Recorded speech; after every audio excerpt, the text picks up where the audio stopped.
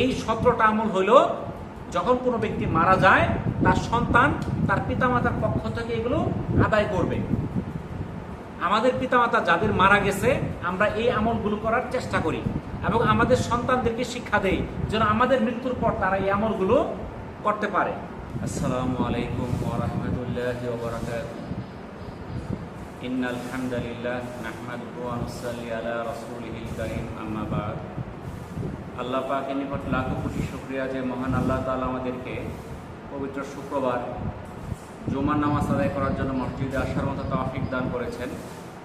এই জন্য মহান আল্লাহ নিকট শুকরিয়া আদায় করি, আলহামদুলিল্লাহ। আজ জিলকদ মাসের তৃতীয় শুক্রবার 20 তারিখ।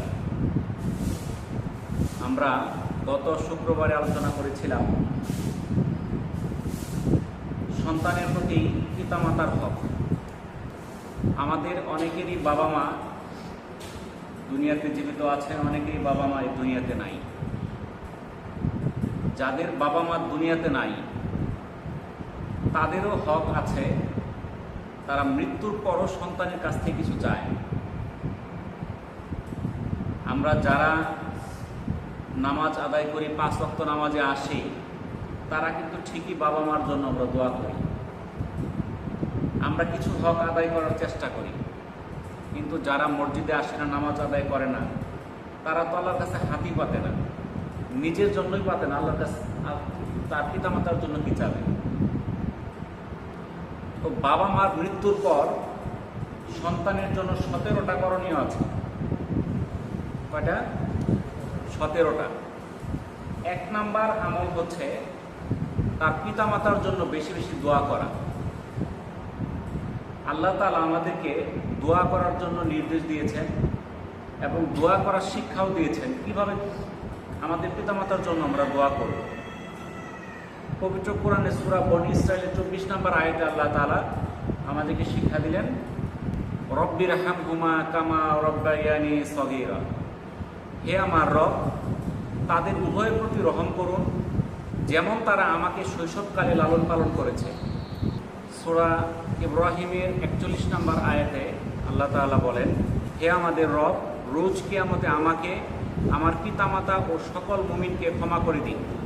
সূরা নূর 28 নম্বর আয়াতে বলেন, হে আমার রব, আমাকে, আমার পিতামাতাকে, যে আমার ঘরে ঈমানদার হয়ে প্রবেশ করবে তাকে, মুমিন নারী পুরুষকে ক্ষমা করুন এবং ধ্বংস ছাড়া আপনি জালিমদের আর কিছুই বাড়িয়ে দিবেন না।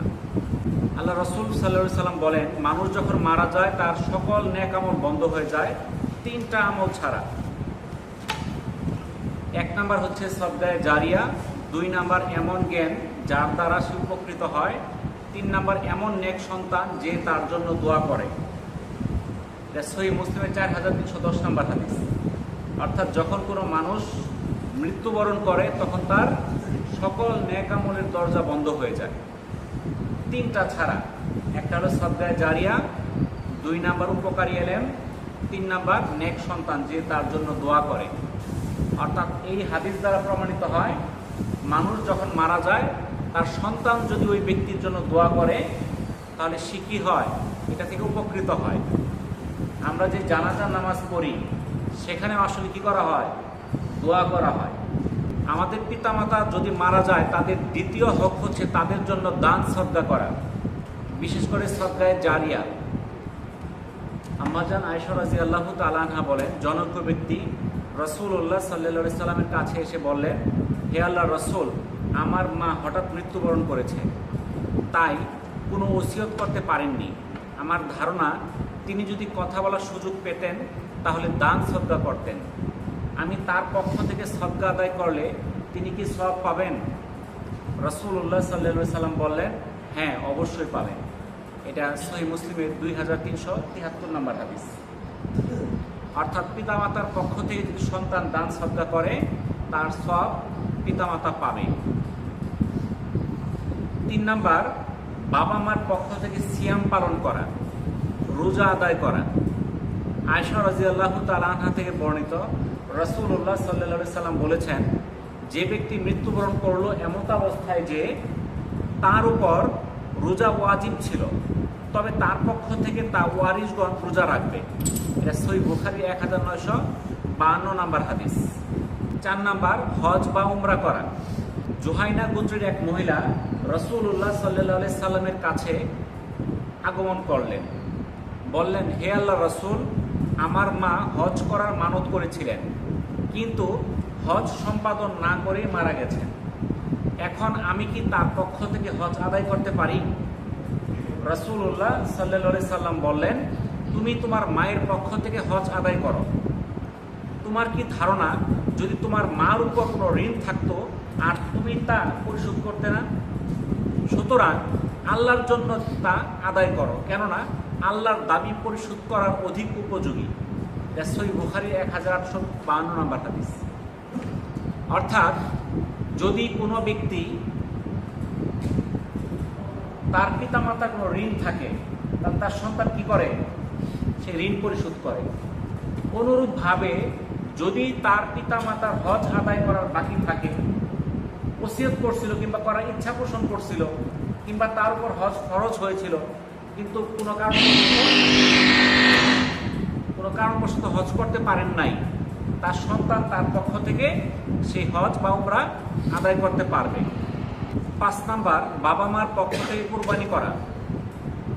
রাসূলুল্লাহ সাল্লাল্লাহু আলাইহি সাল্লাম এমন একটি শিংওয়ালা দুম্বা উপস্থিত করতে নির্দেশ দিলেন, যার পা কালো, চোখের চতুর্দিক কালো এবং পেট কালো। অতঃপর তা কুরবানির জন্য আনা হলো। তখন রাসূলুল্লাহ সাল্লাল্লাহু আলাইহি সাল্লাম আয়েশা রাদিয়াল্লাহু তাআলা আনহাকে বললেন, হে আয়েশা, ছুরি নিয়ে আসো। তারপর বললেন, তুমি একটি পাথর নিয়ে তা দ্বারা এটাকে ধারালো করো। তিনি তাই করলেন। অতঃপর রাসূলুল্লাহ সাল্লাল্লাহু আলাইহি সাল্লাম ছুরি হাতে নিয়ে দুম্বাটিকে শুইয়ে দিলেন। পশুটি জবে করার সময় বললেন, বিসমিল্লাহ, হে আল্লাহ, তুমি এটি মুহাম্মদ ও তার বংশধর ও সকল উম্মতে মুহাম্মদের পক্ষ থেকে কবুল করো। এভাবে তিনি তা কুরবানি করলেন। এটা সহিহ মুসলিমের 5203 নাম্বার হাদিস। পিতামাতার জন্য 6 নাম্বার আমল হলো ওসিয়ত পূর্ণ করা। রাশিদ ইবনে সুয়াইদ আস-সাকাফি রাদিয়াল্লাহু তাআলা আনহু বলেন, আমি রাসূলুল্লাহ সাল্লাল্লাহু আলাইহি সাল্লামকে বললাম, হে আল্লাহর রাসূল, আমার মা একজন দাস মুক্ত করার ওসিয়ত করে গেছেন, আর আমার নিকট একজন দাসী আছে। রাসূলুল্লাহ সাল্লাল্লাহু আলাইহি সাল্লাম বললেন, তাকে ডাকো। সে আসলো। রাসূলুল্লাহ সাল্লাল্লাহু আলাইহি সাল্লাম তাকে প্রশ্ন করলেন, তোমার রব কে? উত্তরে সে বলল, আমার রব আল্লাহ। আবার তাকে প্রশ্ন করলেন, আমি কে? উত্তরে সে বলল, আপনি আল্লাহর রাসূল। তখন রাসূলুল্লাহ সাল্লাল্লাহু আলাইহি সাল্লাম বললেন, তাকে মুক্ত করে দাও, কেননা সে মুমিনা। সহিহ ইবনে হিব্বানের 190 নম্বর হাদিস। 7 নাম্বার আমল হচ্ছে বাবা মার বন্ধুদের সম্মান করা। আব্দুল ইবনে দিনার রাদিয়াল্লাহু তাআলা আনহু আব্দুল ইবনে ওমর রাদিয়াল্লাহু তাআলা আনহু বর্ণনা করেন, একবার মক্কার পথে চলার সময় আব্দুল্লাহ রাদিয়াল্লাহু তাআলা আনহু এক বেদুইনের সাথে দেখা হলো। তিনি তাকে সালাম দিলেন এবং তাকে সে গাধায় চড়ালেন, যে গাধায় আব্দুল্লাহ রাদিয়াল্লাহু তাআলা আনহু উপবিষ্ট ছিলেন, এবং তার মাথায় যে পাগড়িটি পরা ছিল তা তিনি তাকে প্রদান করলেন। আব্দুল্লাহ ইবনে দিনার রাহিমাহুল্লাহ বললেন, তখন আমরা আব্দুল্লাহকে বললাম, আল্লাহ তোমার মঙ্গল করুক। এরা গ্রাম্য মানুষ, সামান্য কিছু পেলেই সন্তুষ্ট হয়ে যায়, এত সব করার কি প্রয়োজন ছিল? উত্তরে আব্দুল্লাহ রাদিয়াল্লাহু তাআলা আনহু বললেন, তার পিতা আমার পিতা উমর ইবনুল খাত্তাব রাদিয়াল্লাহু তাআলা আনহুর বন্ধু ছিলেন। আমি রাসূলুল্লাহ সাল্লাল্লাহু আলাইহি সাল্লামকে বলতে শুনেছি, পুত্রের জন্য পিতার বন্ধু বান্ধবদের ভালো ব্যবহার করা সবচেয়ে বড় সওয়াবের কাজ। তাহলে পুত্রের জন্য পিতার বন্ধু বান্ধব যারা, তাদের সঙ্গে ভালো ব্যবহার করা সওয়াবের কাজ। এটা সহিহ মুসলিমের 6677 নাম্বার হাদিস। আম্মা জান আয়েশা রাদিয়াল্লাহু তাআলা আনহা থেকে বর্ণিত একটা হাদিস, রাসূলুল্লাহ সাল্লাল্লাহু আলাইহি সাল্লাম যখনই কোনো বকরি জব করতেন, তখনই তিনি বলতেন, এর কিছু অংশ খাদিজার বান্ধবীদের নিকট পাঠাও। এটা সহিহ মুসলিমের 6431 নাম্বার হাদিস। 8 নাম্বার আমল হচ্ছে বাবা মার আত্মীয়র সঙ্গে সম্পর্ক রাখা। আব্দুল্লাহ ইবনে ওমর রাদিয়াল্লাহু তাআলা আনহু থেকে বর্ণিত, রাসূলুল্লাহ সাল্লাল্লাহু আলাইহি সাল্লাম বলেছেন, যে ব্যক্তি তার পিতার সাথে কবরে সুসম্পর্ক প্রতিষ্ঠা করতে চায়, সে যেন পিতার মৃত্যুর পর তার ভাইদের সাথে সুসম্পর্ক রাখে। সহিহ ইবনে হিব্বানের 432 নাম্বার হাদিস। 9 নাম্বার আমল হচ্ছে ঋণ পরিশোধ করা। আবু হুরায়রা রাদিয়াল্লাহু তাআলা আনহু থেকে বর্ণিত, রাসূলুল্লাহ সাল্লাল্লাহু আলাইহি সাল্লাম বলেন, মুমিন ব্যক্তির আত্মার সাথে ঋণের সাথে সম্পৃক্ত থেকে যায় যতক্ষণ তার পক্ষ থেকে হাত পরিশোধ না করা হয়। সুনানে ইবনে মাজাহ 2413 নম্বর হাদিস। হাদিসে এসেছে, যতক্ষণ পর্যন্ত বান্দার ঋণ পরিশোধ করা না হবে ততক্ষণ পর্যন্ত শহীদও জান্নাতে যেতে পারবে না। বুঝতেছেন? তাহলে আমরা অনেকেই কিন্তু আমরা কর্জ দেনা করে আর ফেরত দেওয়ার চিন্তা ভাবনা করি না। যে শহীদ তার সব গুনাহ মাফ, ঋণ দিছে না মাফ হবে না। বুঝতে পারছেন? কিন্তু আমরা কিন্তু এই ঋণ মানুষের কাছে নিতে পারলে এই ঋণ আর মানুষের কাছে ফেরত দিতে চাই না। এই জন্য আমরা সাবধান থাকি। 10 নম্বর আমল হচ্ছে কাফারা আদায় করা। পবিত্র কোরআনে আল্লাহ তাআলা বলেন, যে ব্যক্তি ভুলক্রমে কোনো মুমিনকে হত্যা করবে তাহলে একজন মুমিন দাসকে মুক্ত করতে হবে এবং দিয়াত বা রক্তপণ দিতে হবে, যা হস্তান্তর করা হবে তার পরিজনের কাছে। তবে তারা যদি সদকা বা ক্ষমা করে দেয় তাহলে সেই কথা ভিন্ন। আবু হুরায়রা রাদিয়াল্লাহু তাআলা আনহু থেকে বর্ণিত হাদিস, রাসূলুল্লাহ সাল্লাল্লাহু আলাইহি সাল্লাম বলেন, যে ব্যক্তি কসমকে শপথ করার পর তার থেকে উত্তম কিছু করলেও তার কাফারা আদায় করবে। এটা সহিহ বুখারীর 4360 নম্বর হাদিস। হয়তো এটা কসম করে আসলাম এটা করবো, কিন্তু দেখতেছে পরবর্তীতে এই কাজটা না করলেই ভালো, কিন্তু সেই যে কসম করছিল এর জন্য কাফারা দিতে হবে। এরকম পিতামাতা যদি কোনো কসম কাটে তাহলে তার কাফারা তার সন্তানদেরকে আদায় করতে হবে। 11 নম্বর আমল হচ্ছে ক্ষমা প্রার্থনা করা। আবু হুরায়রা রাদিয়াল্লাহু তাআলা আনহু থেকে বর্ণিত, তিনি বলেন, মৃত্যুর পর কোনো বান্দার মর্যাদা বৃদ্ধি করা হয় তখন সে বলে, হে আমার রব, আমি তো এত মর্যাদার আমল করিনি, কিভাবে এই আমল আসলো? তখন বলা হবে, তোমার সন্তান তোমার জন্য ক্ষমা প্রার্থনা করায় এই মর্যাদা তুমি পেয়েছ। আল আদাবুল মুফাররাদের 36 নম্বর হাদিস এটা। অর্থাৎ যখন সন্তান তার পিতামাতার জন্য ক্ষমা প্রার্থনা করে তখন তার কবরের মধ্যে এর সওয়াবটা যায়, তখন তার মর্যাদা বৃদ্ধি করা হয়, কবরবাসীর মর্যাদা বৃদ্ধি করা হয়। উসমান রাদিয়াল্লাহু তাআলা আনহু বলেন, রাসূলুল্লাহ সাল্লাল্লাহু আলাইহি সাল্লাম কোনো এক মৃত ব্যক্তিকে দাফন করার পর তার কবরের পাশে দাঁড়ালেন এবং বললেন, তোমরা তোমাদের ভাইয়ের জন্য আল্লাহর কাছে ক্ষমা প্রার্থনা করো এবং তার জন্য ঈমানের উপর অবিচলতা এবং দৃঢ়তা কামনা করো, কেননা এখনই তাকে প্রশ্ন করা হবে। এটা মুসনাদুল বাজ্জারের 445 নম্বর হাদিস। আমরা যখন মৃত ব্যক্তিকে দাফন করি, আমরা দাফন করার পর সেখান থেকে চলে যাই, দুয়ে যায় তার জন্য দোয়া করি। উচিত হলো তার কবরের পাশে দাঁড়ায়া তার জন্য দোয়া করা, কারণ ওই মুহূর্তে তাকে কি করা হবে? সওয়াল জবাব করা হবে। সেই জন্য সঠিকভাবে সেই প্রশ্নের উত্তর দিতে পারে, সেই জন্য তার কবরের পাশে থেকে দোয়া করা। 12 নম্বর আমল হচ্ছে মান্যত পূরণ করা। যদি বাবা মা কোনো মান্যত করে যায় তাহলে তা আদায় করা। ইবনে আব্বাস রাদিয়াল্লাহু তাআলা আনহু থেকে বর্ণিত, কোনো মহিলা রোজা রাখার মান্যত করেছিল, কিন্তু সে তা পূরণ করার পূর্বেই মৃত্যুবরণ করলো। এরপর তার ভাই এই বিষয়ে রাসূল সাল্লাল্লাহু আলাইহি সাল্লামের কাছে জিজ্ঞাসা করলো। তিনি বললেন, তার পক্ষ থেকে সিয়াম পালন করো। তাহলে কোনো এক মহিলা কি করছিল? রোজা রাখার মান্যত করছিল, কিন্তু সেটা রোজা মান্যত করার আগেই সে মারা যায়। তখন সে রাসূলের কাছে কি প্রশ্ন করে যে এখন কি করা যায়? তখন আল্লাহ রাসূল তাকে নির্দেশ দিলেন, তুমি তার পক্ষ থেকে রোজা আদায় করো। এটা সহিহ ইবনে 280 নম্বর হাদিস। 13 নম্বর আমল হলো পিতামাতার ভালো কাজগুলো চালু রাখা। হাদিসে এসেছে, ভালো কাজের পথ প্রদর্শনকারী এই কাজ সম্পাদনকারীর অনুরূপ সওয়াব পাবে। এটা সুনানে তিরমিজি 2670 নম্বর হাদিস।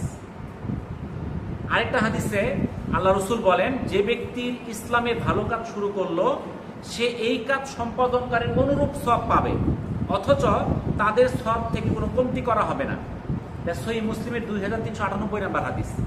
অর্থাৎ কোনো ব্যক্তি যদি কোনো ভালো কাজ চালু করে যায়, সেই কাজটা দেখা অন্যরা যদি করে, তাহলে যে ব্যক্তি চালু করে রেখে গেছে সে একদিন মারা যাবে, কিন্তু মারা গেলেও তার কবরের মধ্যে সওয়াবটা যাইতে থাকবে। কি জন্য?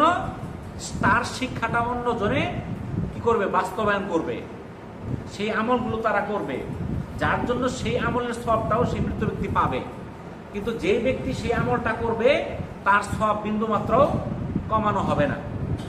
এখন দেখা গেল যে আপনি মসজিদ নির্মাণ করলেন, মাদ্রাসা নির্মাণ করলেন, কিংবা দান সদকা করলেন, আপনার সন্তান এটা দেখে সে বড় হয়ে এটাই করলো, তাহলে আপনি যে ভালো কাজটা করছেন আপনার সন্তানকে শিক্ষা দিচ্ছেন, আপনি মারা যাবেন, আপনার সন্তান সেই ভালো কাজগুলো করবে আর সেই সওয়াবের অংশ আপনার কবরে যেতে থাকবে।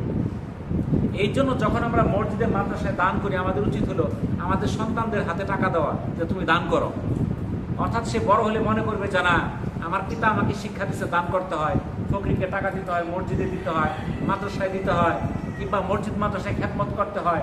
এই যে শিক্ষা দেওয়া, এই শিক্ষার কারণে আমি মারা গেলেও সেই সবটা কবরে যাইতে থাকবে। 14 নাম্বার আমল হলো বাবা মা বেঁচে থাকতে যদি কোনো গুনার কাজ করে থাকে সেই কাজ বন্ধ রাখা।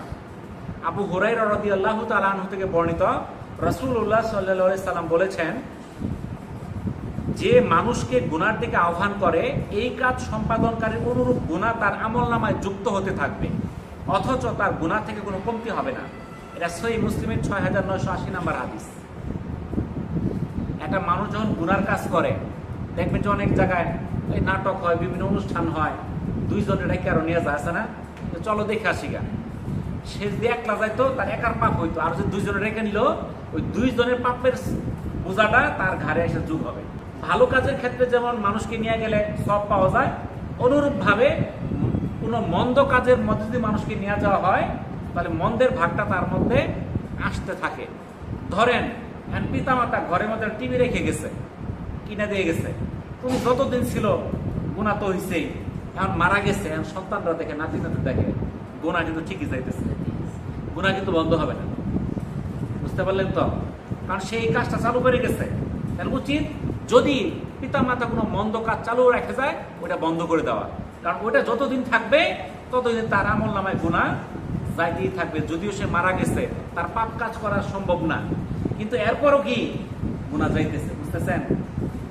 তো এরকম যদি পিতা মাতার দ্বারা কোনো মন্দ কাজ হয়, আমি টিভি দিয়ে উদাহরণ দিলে, এটা টিভি বলতে আরো অনেক কাজ আছে। পিতা মাতা আরেকজনের জমি 2 হাত কুবাই নিছে গা, তাই না, পাথর কাটতে 2 হাত নিছে গা, এখন সে তো মারাই গেছে।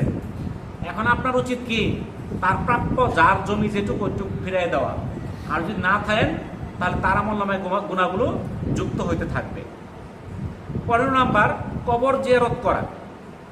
সন্তান তার পিতামাতার কবর জিয়ারত করবে। এই সম্পর্কে রাসূলুল্লাহ সাল্লাল্লাহু আলাইহি সাল্লাম বলেন, আমি তোমাদেরকে কবর জিয়ারত করতে নিষেধ করেছিলাম, অতঃপর মুহাম্মদের মায়ের কবর জিয়ারতের অনুমতি দেওয়া হয়েছে, এখন তোমরা কবর জিয়ারত করো, কেননা তা আখিরাতকে স্মরণ করিয়ে দেয়। এটা সুনানে তিরমিজির 1054 নাম্বার হাদিস। আল্লাহ তাআলা আল্লাহ রাসূলকে তার মায়ের কবর জিয়ারত করার অনুমতি দিয়েছেন, সেই সুযোগে আমরাও কিন্তু কবর জিয়ারত করার অনুমতি পেয়েছি, এবং আল্লাহ রাসূল আমাদেরকে কবর জিয়ারত করার নির্দেশ দিয়েছেন, আদেশ দিয়েছেন। কেন? কারণ কবর জিয়ারত করলে আখিরাতের স্মরণ হয়। 15 নাম্বার 16 নাম্বার হচ্ছে ওয়াদা করে গেলে তা বাস্তবায়ন করা। যদি পিতামাতা কোনো ওয়াদা করে যায় সেটা বাস্তবায়ন করা। পবিত্র কোরআনে আল্লাহ তাআলা বলেন, আর তোমরা অঙ্গীকার পূরণ করো, নিশ্চয়ই অঙ্গীকার সম্পর্কে জিজ্ঞাসাবাদ করা হবে। এটা সূরা বনী ইসরাঈলের 34 নাম্বার হাদিস। কিন্তু আমরা অঙ্গীকার রক্ষা করি না। 17 নাম্বার আমল হচ্ছে পিতামাতার পক্ষ থেকে মাপ চাওয়া। যদি পিতামাতা কারোর সঙ্গে অসৎ আচরণ করে, মন্দ আচরণ করে, কাউকে কষ্ট দিয়ে থাকে, তার কাছে যায় মাপ চাওয়া, যে আপনি আমার বাবা মাকে মাফ করে দেন। আমরা তো জানি অনেক সময় আমাদের পিতামাতা ঝগড়াঝাটি করছে, কারোর সঙ্গে মন্দ আচরণ করছে, আমাদের জানা আছে না? যদি জানা থাকে তাহলে আমি তার কাছে যাই, যায়া আমার পিতামাতার পক্ষ থেকে আমরা মাপ চাই। তাহলে এই 17টা আমল হইল, যখন কোনো ব্যক্তি মারা যায় তার সন্তান তার পিতামাতার পক্ষ থেকে এগুলো আদায় করবে।